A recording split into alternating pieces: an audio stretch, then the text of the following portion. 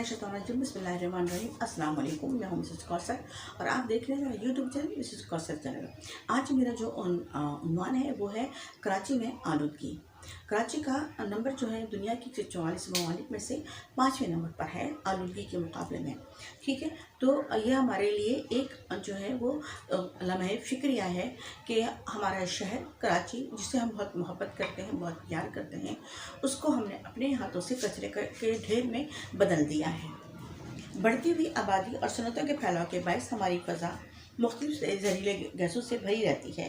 कारखानों और गाड़ियों से निकलने वाला धुआं जहर आलूद कीमियाई मुराकबात नुकसानदेह गैसों का आमेज़ा होता है, जिनमें carbon dioxide, carbon monoxide, sulphur dioxide, nitrogen oxide, ammonia और क्लोरीन ख़ास तौर पर काबिल ज़िक्र हैं।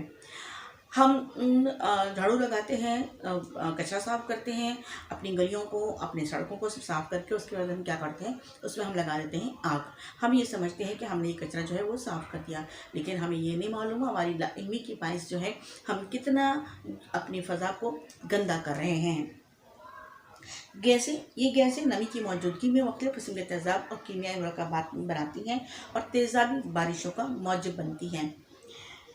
चिमनी से निकलने वाला धुआं अपने अंदर ज़्यादा कीमियाई असरात रखता है और उसमें जले काले ज़रात सांस के ज़रिए फेफड़ों में जाते हैं और वहीं जम जाते हैं, जिसे सांस लेने में कमी वाक़ई होने लगती है और धुएं में मौजूद कार्बन कैंसर और सांस की बीमारियों का बायस बनता है। गुंजान आबाद इलाकों में धुएं की एक छतरी या धुंध हवा में मौलक नज़र आती है।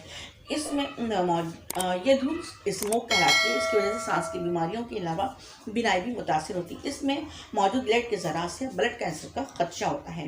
कराची में धुएं के बायस अगरचे बहुत ज़्यादा आलूदगी है, लेकिन समुंदर की तरफ से आने वाली तेज़ हवाएं इस आलूदगी को अपने साथ उड़ा कर ले जाती हैं। लेकिन इसके बावजूद कराची का नंबर दुनिया में जो है आलूदगी के मुकाबले में 5वें नंबर पर है। लेकिन लाहौर में के गिर्द ऐसा कोई माहौल नहीं कि हमारे उस धुएं को उड़ाकर वीराने में ले जाए। लिहाजा ज़्यादातर हम सर्दी के मौसम में सुनते हैं कि लाहौर में स्मोक छा गया है, स्मोक है, जिसकी वजह से ट्रैफिक की रवानी में भी मुतासिर होती है और शहरियों की तबीयत भी ख़राब रहती है। धुएं में जहाँ सांस लेना दोबार हो जाता है, वहाँ इसके असरात पौधों पर भी पड़ते हैं।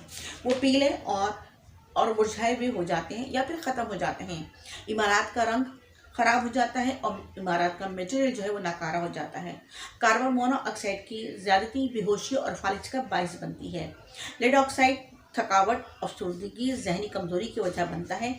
इससे निज़ाम हज़म यानी कि डाइजेस्टिव सिस्टम और गुर्दे जो यानी कि किडनीज़ भी जो है वो हमारे मुतासिर होते हैं।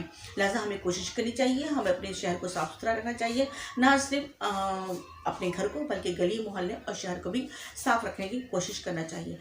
आज के लिए इतना ही काफ़ी है। इंशाअल्लाह फिर मुलाकात होगी। अल्लाह।